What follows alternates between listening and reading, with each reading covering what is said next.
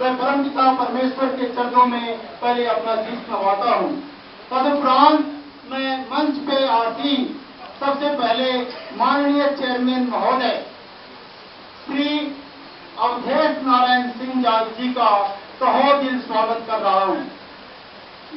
Actually मैं ये भी कहना चाहता हूँ, जो पहले और सब जो महानुभाव मंच पर बैठे हैं, उनसे पहले अवधेश बाबू के बारे में मैं 2 लाइन कहूँगा।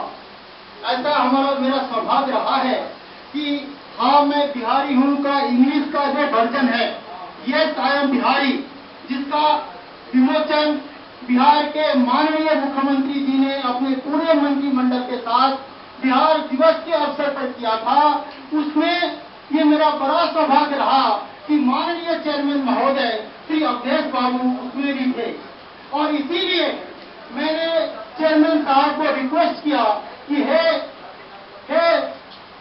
महोदय, आप इस पुस्तक का हाँ मैं बिहारी हूँ का आप ही उसका लोकार्पण करें। और सर ने खुशी अपनी इजाजत दे दी और फलस्वरूप आज इसका विमोचन हुआ है। इसके उपरांत मैं माननीय मंत्री श्री मदन मोहन जी का भी तहे दिल से स्वागत करता हूँ, जिन्होंने मुझे अपना बहुत ही भव्य कमेंट देकर के इस पुस्तक में कि मैंने बिहार अस्मिता को विश्व मंच पर लाने का एक जोरदार प्रयास किया है, मैं उनके चरणों में भी अपना सिर नवाता हूँ। तदुपरांत आज हमारे बीच एक ऐसे महापुरुष हैं जिनका शब्दों में वर्णन नहीं किया जा सकता, जो आज हमारे बीच उपस्थित है माननीय डॉक्टर दिनेश मिश्रा जी, जो कि जिन्हें नदी पुत्र के नाम से प्रसिद्ध है और ये यूपी के IIT खड़गपुर के सिविल इंजीनियर होते हुए भी अपना सारा जीवन बिहार को दे दिया। सारे नदियों पर रिसर्च किया हुआ माननीय डॉक्टर दिनेश मिश्रा जी ने कोसी से लेकर के सारे लास्ट पुस्तक गंडक, बूढ़ी गंडक पर पुस्तक लिखे हैं और 14 पुस्तक इन्होंने लिखा है सारा नदियों पर। और 100 साल के बाद भी जब लोग यहाँ होंगे तो कोसी के बारे में जानकारी लेंगे तो माननीय डॉक्टर दिनेश मिश्रा जी के पुस्तक से ही जानकारी लेंगे। मैं माननीय निशा जी का भी तहे दिल से शुक्रिया अदा करूंगा, क्योंकि जब मेरा उनसे परिचय नहीं था, मगर फोन पर वार्तालाप के बाद वो तुरंत एग्री हो गई और मुझे श्री अजय कुमार जी जैसे एक बहुत ही बढ़िया स्पीकर को उन्होंने तुरंत मुझे रेकमेंड किया और आज आपने देखा कितना बढ़िया से वो मंच संचालन कर रहे हैं। मैं तहे दिल से उनका आभार व्यक्त करता हूँ। और डॉक्टर कामेश्वर बाबू, जो कि अपने आप में एक बहुत ही कंज्यूमेट एक लिटरेचर है, आज वो मौजूद हैं और वो दिल्ली जाने वाले थे। ऐसा मेरा सौभाग्य रहा कि दिल्ली उनका जाना नहीं हुआ और आज मंच को आसीन कर रहे हैं, उसको गौरवान्वित कर रहे हैं। माननीय जस्टिस मृदुला जी, मेरी उनसे कोई परिचय नहीं था। मैं ज्ञान सुधा जी को जानता हूं, सुप्रीम कोर्ट की जज।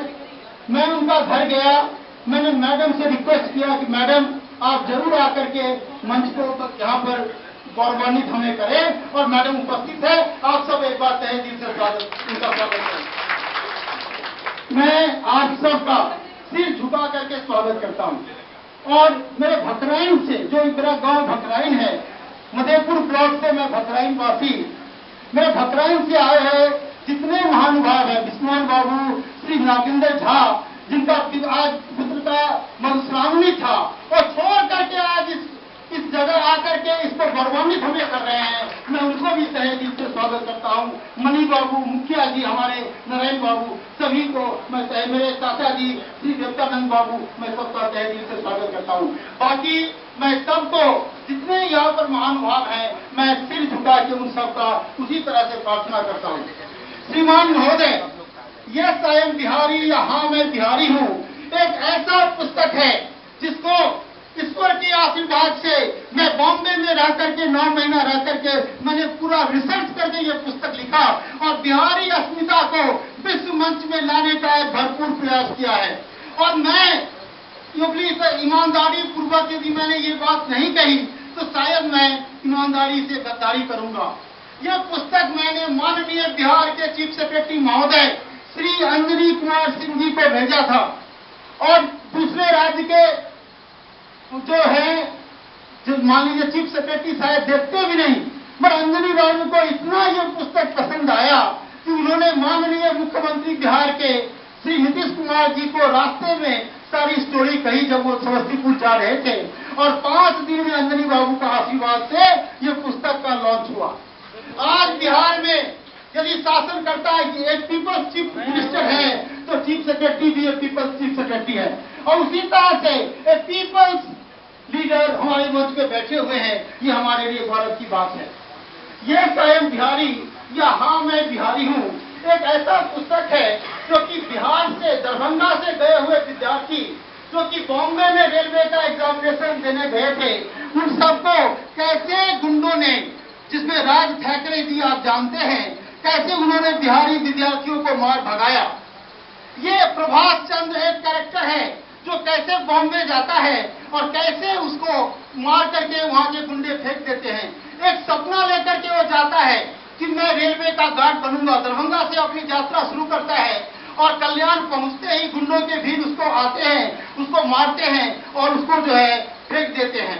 वो हॉस्पिटल जाता है, कैसे जब एग्जाम हो जाता है वो अपने आप को पूर्ण रूप से एक दिशाहीन, एक कर्महीन व्यक्ति करके पाता है और ये सोचता है कि कैसे उसको बचपन में ये सिखाया गया था कि हिंदुस्तान एक देश है, तो फिर ये यदि हिंदुस्तान एक देश है तो बिहारी होने के नाते उसके साथ क्यों, किस तरह का भेदभाव, वो ये क्वेश्चन पूछता है वहां की नर्स को, और नर्स के साथ उसकी बातचीत होती है तो नर्स बताती है कि मराठी अस्मिता क्या है।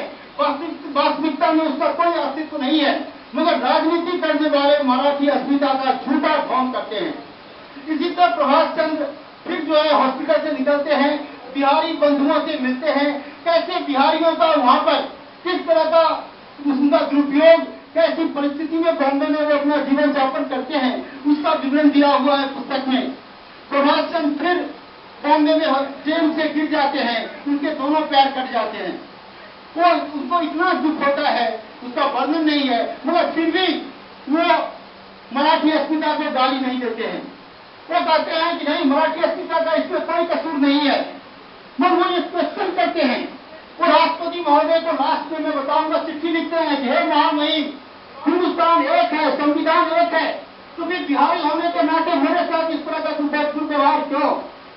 ये क्या, जब ऑस्ट्रेलिया में जब मीडिया जब भारतीयों के साथ दुर्व्यवहार करता है तो सारे इंडिया के मीडिया चिल्लाते हैं कि भाई हमारे साथ अन्याय हो रहा है, अनर्थ हो रहा है, तो फिर बिहारी, मैं बिहारी हूँ, मेरे साथ जो अनर्थ हुआ है इसका कौन जिम्मेदार होगा? हे महामहिम, मैंने ईश्वर को तो नहीं देखा है, मगर आप संविधान के रक्षक हो, उन सब सवालों का जवाब दो। प्रभाष चंद्र किसी तरह से हॉस्पिटल से निकलते हैं तो बिहार आते हैं। बिहार से पहले जो बिहार के घनश्यामापुर गांव से विद्यार्थी सब जाते हैं एग्जाम देने, उनमें से एक भिखारी पासवान का कैरेक्टर है जो कि बॉम्बे में लापता हो जाता है। तो इसमें जनता दरबार का भी एक सीन है, कैसे घनश्यामापुर गांव के लोग जनता दरबार जाते हैं और कैसे वो क्वेश्चन पूछते हैं, मुख्यमंत्री जी से मिलते हैं। और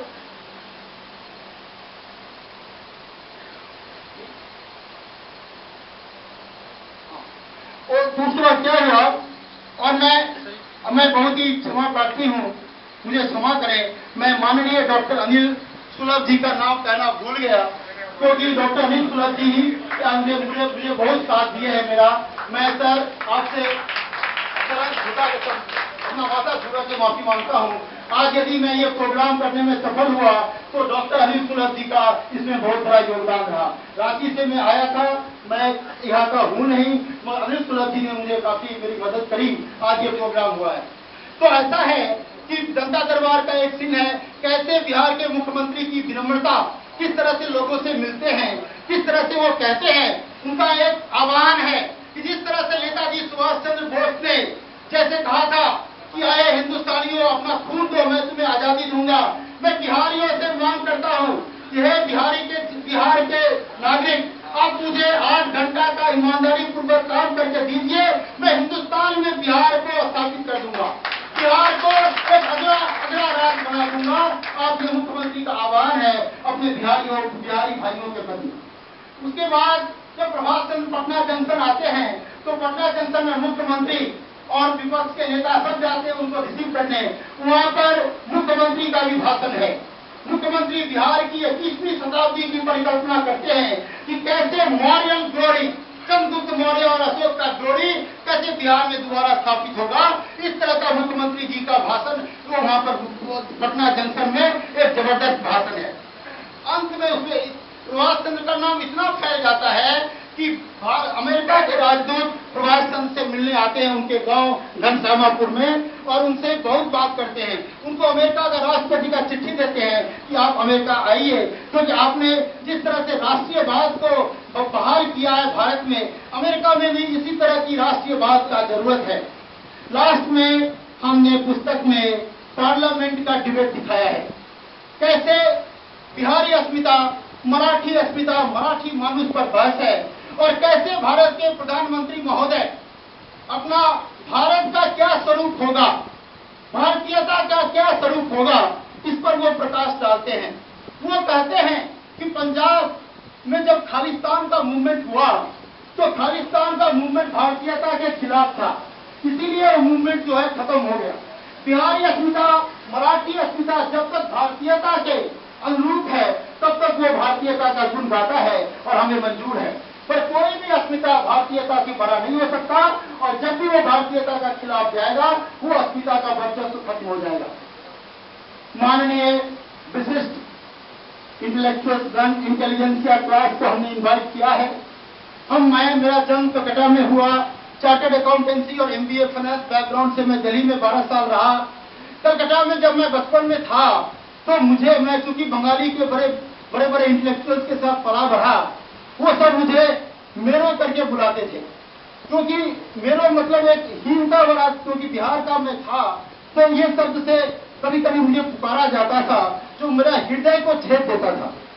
जब मैं दिल्ली गया तो मुझे याद है एक बार जब मैं बस से जा रहा था तो एक आदमी में बस में मुझे लाजपत नगर उतरना था, तो मैं सही ढंग से फैसला नहीं कर पा रहा था कि इस स्टॉपेज में उतरना है ना अगला में स्टॉपेज में उतरना है। मैं थोड़ा सा स्टैग्नेट कर गया कि यहाँ उतरूं या अगला उतरूं। एक आदमी बोलता है कि लगता है बिहारी है, मेरा दिल को छू गया। मैंने फट से बोला कि what do you think about Bihari, do you think that Bihari represent the intelligentsia class of this nation. जैसे ही देखा करे ये तो बहुत अच्छा अंग्रेजी बोलता है, वो तो नहीं, मेरा ये कहना नहीं था बिहारी तो बहुत IAS बन रहे, ऐसा नहीं था। तो बिहारी फिर मैं बॉम्बे गया तो जब मैं पुस्तक लिख रहा था तो एक ऑटो वाला से जब मैंने उनका विवरण लिया कि भाई राज ठाकरे जी ने आपके साथ क्या बुरा किया है बताइए, तो बोला कि सर जब पता चला उसको कि उनको पता चला कि मैं पुस्तक लिख रहा हूँ, उन्होंने कहा सर कृपया पुस्तक मत लिखिए, फिर मुझे हम लोग को मारेगा, आप कृपया। और रोने लगा। मैंने कहा नहीं घबराइए नहीं, कोई नहीं आपको मारेगा। फिर मैं संजय निरुपम जी से मिला बॉम्बे में, राज ठाकरे जी से भी मिलना चाहता था, मैं मिल नहीं पाया। तो ये पुस्तक हमने 2 महीना में लिखा है, उसके बाद इसका जो है वो काफी सारा उसमें कुछ मॉडिफिकेशंस हुए हैं। मैंने ये पंक्तियां कविता लिखा है इस पुस्तक के शुरुआत में, बिहारी गौरव को पैदा करने के लिए। बहुत सहेलियां अब न सहेंगे अपमान अपनी बिहारी पहचान का, विरासत में मिली जो हमें अपनी गौरवशाली व्याख्यान का, फिर शर्म किस बात की हमें बिहारी शब्द की कटाक्ष की। उठो बता दो बिहारी सपूतों तुम हिंद की शान हो, बुद्ध महावीर विद्यापति मंडन जैसे रत्नों की खान हो, जहाँ चाणक्य चंद्रगुप्त और अशोक की विप्लवों की बखान हो, हुंकार भरा जय प्रकाश जहाँ थे आजादी के सुल्तान हो। आजाद हिंद के सीने में बिहारियों ने ज्योति जलाई थी, नए भारत में डॉक्टर राजेंद्र प्रसाद ने कीर्ति पताका फहराई थी, जयशंकर दिनकर और नागार्जुन ने नई दिशा दिखाई थी, वैशाली मिथिला मगध भोजपुर ने नवयुग की ज्योति जलाई थी। विरासत जिसे मिला हो ऐसे गौरवशाली इतिहास का, वर्तमान में गर्व हो जिसको अपने ही संस्कार का, फिर डर हमें क्यों सैकड़ों कौरवों के दुराचार का। फूको देवव्रत संघ उठाओ गांधी अपनी हाँ मैं बिहारी हूँ पहचान का। मेरे विशिष्ट बिहारी इंटेलेक्चुअल क्लास वर्ग के लोग, मैं आपको अपील करता हूं कि आज का दिन ऐतिहासिक दिन है। आज का दिन इसलिए ऐतिहासिक दिन है कि हम जात पात से उठ गए, एक नया जाति का हम जो है निर्माण करें, वो जाति है बिहारी का। बहुत दिन हो गया, साल हो गया, हम ब्राह्मण क्षत्रिय दलित महादलित में बट गए। अब समय है कि हाँ मैं बिहारी हूँ इस पहचान का।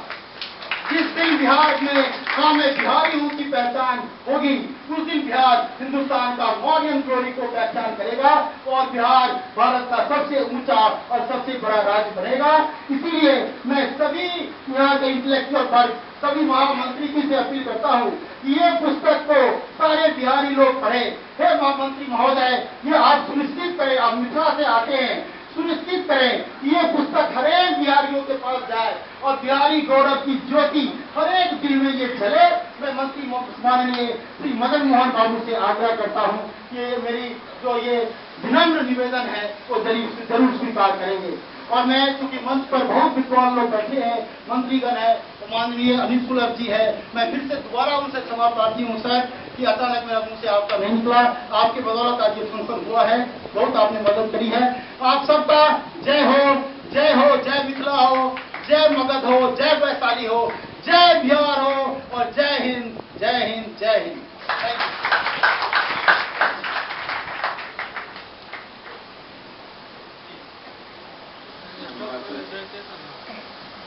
दरअसल